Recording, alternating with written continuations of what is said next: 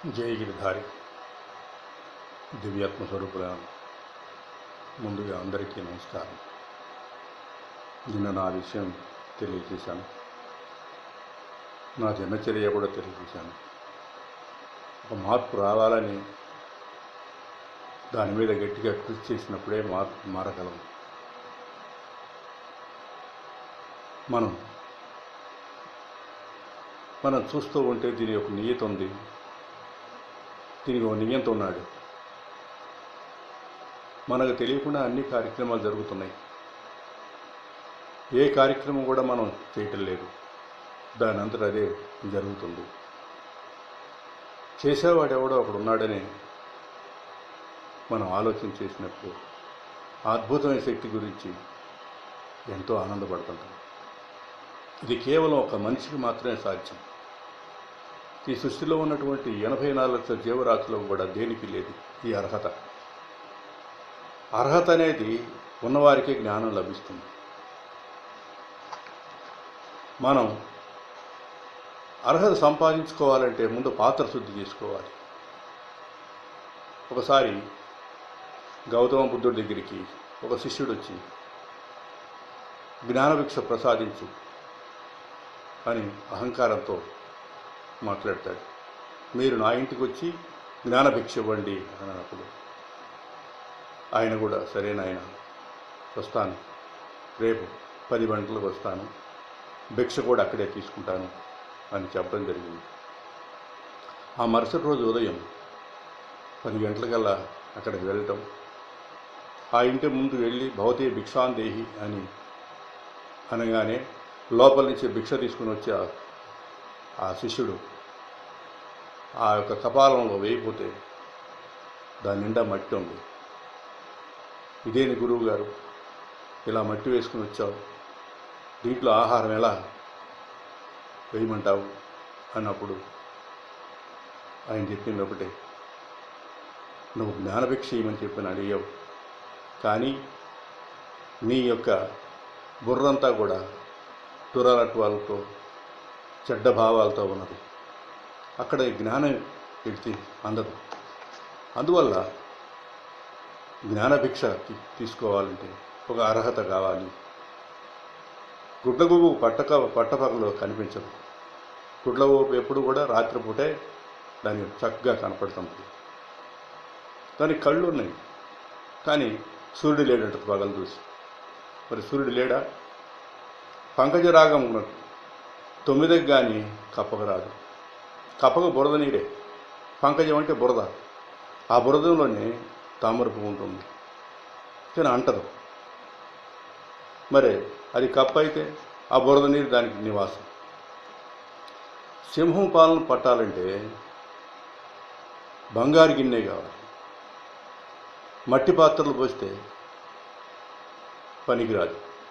వేరే ఏ పాత్రలో పోసినా కూడా అది చిల్లు పడుతుందంట.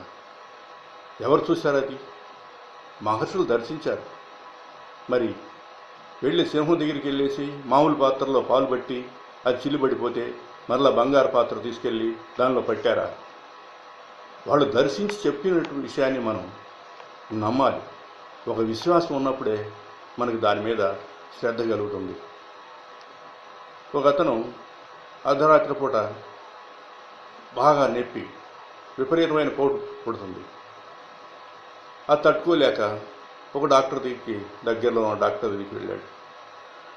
నాయన, ఇప్పుడు ఇక్కడేమి లేవు మందులు, హాస్పిటల్ కట్టేశాం, ఎవరు నర్సులు కానీ కంపౌండర్స్ కానీ ఎవరు లేరు, ఇప్పుడు ఏం చేయాలో నాకు అర్థం కావట్లేదు, అందువల్ల ఇక్కడ మందులంటే ఏమి లేవన్నా కూడా ఆయన ప్రాధేయపడి, నాకు చాలా పోటీ పుడుతుంది, మీ మీద విశ్వాసం, నేను ఏ డాక్టర్ దగ్గరికి వెళ్ళను, కాబట్టి మీరు ఎలాగైనా తగ్గించాలని చెప్పని అన్నప్పుడు ఆయన ఇక తప్పనిసరి పరిస్థితుల్లో తన జేబులో ఉన్నటువంటి ఒక పదార్థాన్ని తీసి అతని నోట్లో పెట్టేసి ఒకటే చెప్పాడు, నాయన, నువ్వు దీన్ని మింగకూడదు, ఊర చప్పరిస్తూ ఉండాలి, అదేందో కూడా తీసి చూడకూడదు, రేపు ఉదయం కల్లా కూడా నీకు తగ్గిపోతుంది అని చెప్పడం జరిగింది.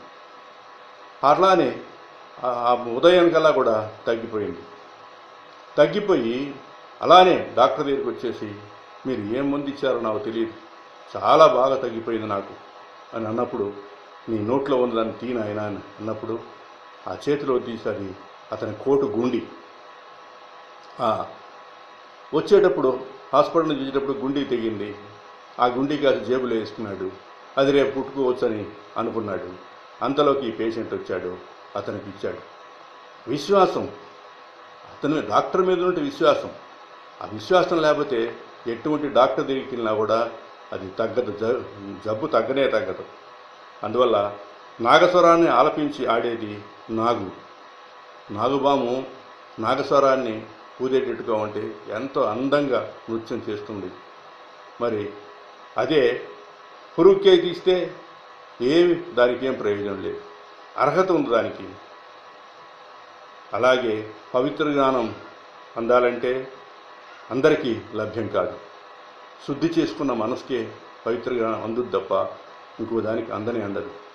అందుకే మన వాళ్ళు పెద్దవాళ్ళు అంటుంటారు, ప్రపంచంలో సూదిలాగా ఉండొద్దు, సూదిలాగా ఉండొద్దు, దారంలాగా అంటారు.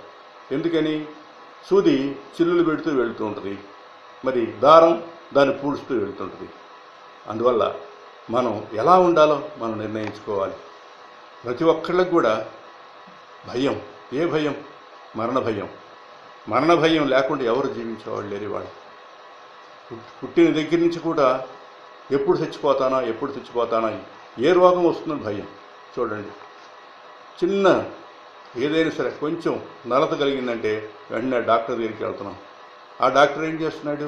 అన్ని రకాల పరీక్షలు చేస్తున్నాడు. మరలా ఎన్నేం చేసినా కూడా అతనికి ఏదో జబ్బు ఉందని చెప్పినప్పుడు ఇంకొకటి సెకండ్ ఒపీనియన్ తీసుకోవాలి, ఇంకో డాక్టర్ దగ్గరికి వెళ్తాడు. ఆ డాక్టర్ దగ్గరికి వెళ్తే ఏమంటున్నాడు? మరలా అన్ని పరీక్షలు చేయమంటాడు. అన్ని పరీక్షలు నిన్న చేశామండి, ఇవ్వనండి, మొత్తం రిపోర్ట్స్ ఉన్నాయి అన్నా కూడా లేదు నాయన, అవి అటు వేరు ఇటు వేరు అంటాడు. చూడండి, ప్రతి ఒక్కళ్ళు కూడా మరణ భయంతో భయపడుతున్నారు. వచ్చినది ఎప్పుడో తెలియదు ఎవరికి, పోయే రోజుందని తెలియనిదెవరికి, ధారాసుతులు ధనదాయాదులు కలసి రాలేని రోజు అది. చూడండి, ధార అంటే భార్య, సుతులు అంటే బిడ్డలు. ఎవరైనా కలిసి వస్తారా? నువ్వు ఎప్పుడు వచ్చావో తెలియదు, ఎప్పుడు పోతావో తెలియదు, కానీ పోయే రోజు ఒకటి ఉంటుందని తెలుసు నీకు. నీ వెంట ఎవరు వస్తుందో ఆలోచించేయాలి. అందువల్ల మనకి పూర్వకాలంలో ఒక శ్లోకం చెప్పేవాళ్ళు, భట్టిర్నష్టో భారవిశ్యాపి నష్ట, భిక్షుర్నష్టో భీమసేనోభి నష్ట, బుక్కుండోహం భూపతి స్వంతయాపి, బాభి భూభూ స్వత నిష్ట అంటది. అది శ్లోకం. అంటే దాని అర్థం, విక్రమార్కుని కాలంలో భట్టి కూడా చనిపోయాడు. మనకు తెలుసు, విక్రమార్కుడి కాలంలో భట్టి అనేవాడు ఉన్నాడు, అతను చనిపోయాడు. భారవి అనే కవి ఉన్నాడు, అతను కూడా చనిపోయాడు. ఆ తర్వాత భిక్షు అనే వాడు కూడా వెళ్ళిపోయాడు. వాడు కూడా మన గ్రామంలో ఉన్నాడు. చెప్తున్నాడు అనమాట. ఎందుకు చెప్తున్నాడు? ఒక రాజుగారు ఒక అతనికి ఖైదీ చేస్తాడు, లేదా తప్పు చేస్తే అతనికి జైలు శిక్ష వేస్తే చివరికి ఉరిశిక్ష విధిస్తాడు. ఉరిశిక్ష విధించినప్పుడు చివరి నీ కోరిక ఏందన్నప్పుడు అతనికి అడుగుతారు కాబట్టి అక్కడ తీసుకెళ్ళి ఉంచోబెట్టి నీ కోరిక అన్నప్పుడు ఈ శ్లోకం చెప్తాడు. అందువల్ల భీమోనస్త అంటే భీమసేనుడు అనేవాడు చనిపోయాడండి. భట్టి పోయాడు, భారవి పోయాడు, భిక్షువు పోయాడు, భీమసేనుడు పోయాడు. నా పేరు బుక్కుండు, కొన్ని క్షణాల్లో నేను పోతున్నాను.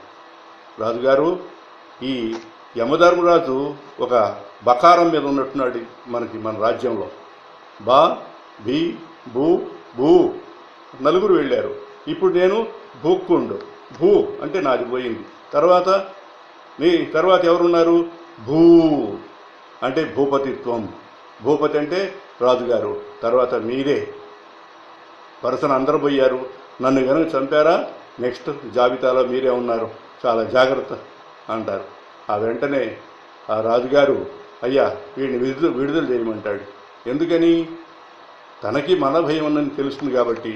అందువల్ల దివ్యాత్మ స్వరూపులారా, మరణ భయం అనేది ఎప్పుడైతే పోతుందో అప్పుడే మనకి శాశ్వతమైన సుఖం లభిస్తుంది అని తెలియజేస్తూ మరలా ఇంకొక ఎపిసోడ్లో కలుసుకుందామని సెలవు తీసుకుంటున్నాను.